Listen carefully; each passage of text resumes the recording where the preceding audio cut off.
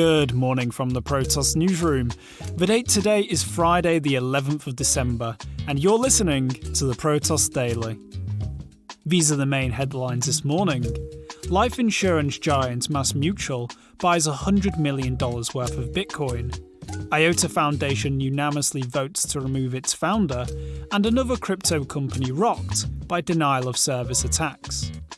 At the present time, Bitcoin is trading at $17,744, having dropped by another 2% in the past 24 hours, as the total crypto market cap is currently just above $521 billion.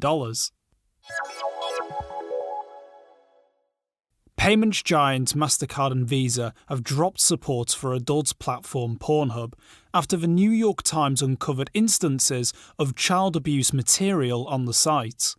The piece, published last Friday, alleges poor practices at PornHub when it comes to filtering its library for abusive content, and sparked dual investigations at MasterCard and Visa into their financial dealings with PornHub's parent company, MindGeek. PornHub reportedly boasts over 3.5 billion visits a month and offers a premium subscription similar to Netflix and HBO. Visa says its pause is temporary, pending further review, but MasterCard has already declared its action is permanent. Both moves come around 1 year after PayPal cut all ties with the site, having cryptically cited PornHub's processing of certain payments, quote, without its permission. Back in April 2018, a small community project called Verge became the first crypto to work with PornHub, which some had hoped would trigger a large wave in mainstream merchant adoption. PornHub also offers its content makers options to cash out earnings in Tether and Tron. The results, however, have failed to meet expectations, even as PornHub later introduced options for Bitcoin and Litecoin. Still, it's likely the market is looking to see if any of the supported cryptocurrencies rally in response to the current situation, but nothing out of the ordinary has happened so far.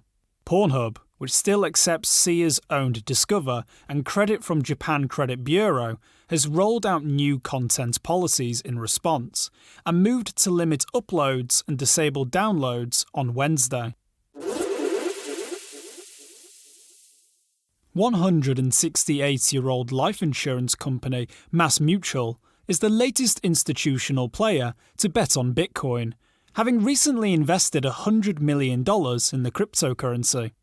In a press release, MassMutual Chief Investment Officer Tim Corbett said they bought Bitcoin to help deliver, quote, long-term value to our policy owners, as it aligns with their ongoing focus on innovation and diversification. The company joins the growing list of US companies to have bought Bitcoin, which includes the Jack Dorsey-led Square and Nasdaq's MicroStrategy.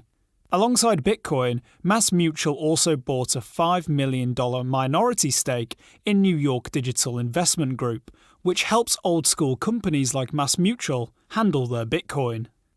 New York Digital Investment Group boasts more than $2 billion in Bitcoin under management, and says it considers Bitcoin's uncorrelated risk premium as a cornerstone of its practice.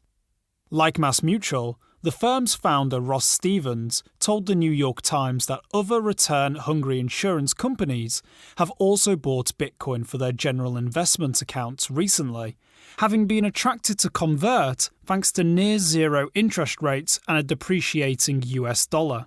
However, it's worth noting that MassMutual's $100 million investment is small compared to the rest of its portfolio. Its new Bitcoin stack represents just 0.04% of its $235 billion in assets under management. You gotta start stacking somewhere. Machine-to-machine crypto IOTA is down 8% following the ousting of founder David Sionstibia overnight. The IOTA Foundation says a unanimous decision led to Sionstibia's removal, and that while he founded the project and its ecosystem, it's become quite clear David's interests and the interests of the foundation have diverged significantly. IOTA is trading at around 27 cents, up 40% in the past year, but still 95% below its all-time high set in 2017. Sonstibio's leaving comes just 10 months after the departure of fellow board member Sergey Vancheglo, who cited a need to avoid potential conflict of interests with one of his new ventures. At the time, Sonstibio took to Medium to reassure IOTA investors, penning a letter to the community that started with, quote, "Don't be concerned," and ended with, "The sheer amount of organic adoption happening at the moment is riveting. The best chapters of IOTA are still to come." In any case, now that Sonstibio is out, the community seems divided in how to react. Some fans on Reddit have lauded his departure, while the never-ending IOTA drama has some worried IOTA's price might soon sink even further. Lil Yachty says his new token, Yotcoin, took off, having sold out completely within the space of just 21 minutes and 41 seconds on Thursday. The Ethereum-based tokens were distributed via Swiss-based marketplace Fuse and sold for $15 a pop. This raised more than $370,000 for the US rapper, who printed 100,000 tokens in total and set aside 25% of that supply for the first round of sales. Lil Yachty's camp reckons Thursday showed apparent demand for his crypto and gives some momentum to those who support so-called social tokens, which help individuals and communities raise funds and interact. Yachty promises token holders special access and, quote, "dope experiences." Still, while Lil Yachty is based in North America, the batch recently sold was only available to investors outside of the US due to regulatory concerns, while exactly how much organic demand persists for Yacht's token once it trades publicly remains to be seen. Remember, fundraising via token sales, whether for individuals or startups, is a relatively new endeavour. Always do your own research. Victims in the long-running Mt. Gox case are bracing themselves for disappointment this week, with many expecting, despite a promised multi-billion-dollar payout scheme, to receive just 15% of their lost crypto.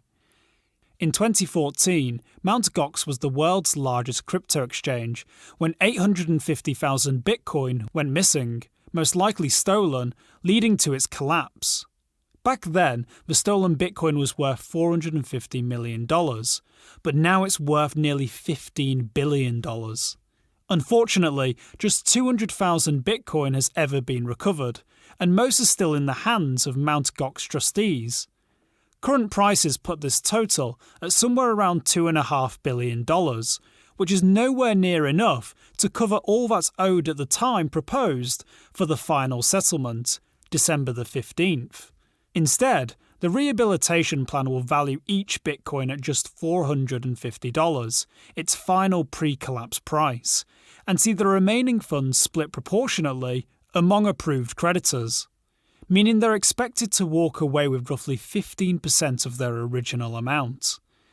Confusion and inevitable disappointment aside, it's still not totally clear if this will actually end the saga once and for all, with multiple delays plaguing the case and its victims for years already. Trezor is the latest prominent crypto business to be rocked by distributed denial-of-service attacks, after a botnet of hijacked computers rendered its webshop unusable on Thursday. And, although the cold wallet manufacturer played down the severity of the attack on social media, the increasing frequency with which they are taking place is becoming something of a worry for the industry. Trezor creator Satoshi Labs moved quickly to reassure users that the attack was nothing serious, and that, while the website may have experienced delays, there had been no compromise with the store's security standing firm. Among the companies affected by such attacks in recent months are crypto exchanges Poloniex, OKEx, and Bitfinex, and news outlet The Block, which faced what co-founder Jake McGraw called the largest attack it had ever seen, more than 2,666 requests per second.